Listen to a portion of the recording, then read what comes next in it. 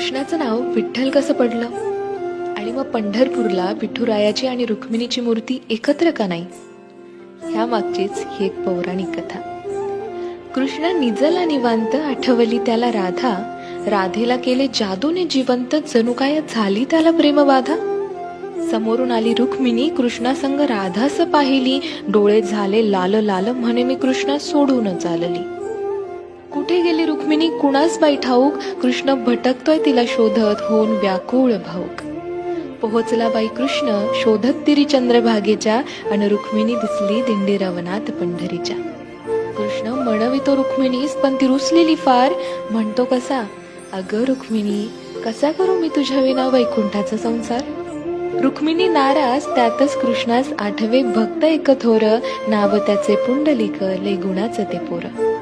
पुंडलिकाच्या घरी आली कृष्णाची गबाई स्वारी, पुंडलिक करीतो आई बापाची सेवा, ठेवून उभा विटेवर कृष्णाला धारी. वाट पाहता पाहता कृष्णाची मूर्ती राहिली, विटेमुळे विठ्ठल त्यासी प्रचती जाहली. 28 युगे झाली लांब उभी राहून, रुक्मिणी रुसवा तो धरी, अवघ्या भूमंडळाचा संसार बघत विठ्ठल उभा विटेवरी. भूमंडळी म्हणे विठ्ठलास बाप, आणि रुक्मिणी साई, आणि बोला जय जय विठोबा रखुमाई, विठोबा रखुमाई जय.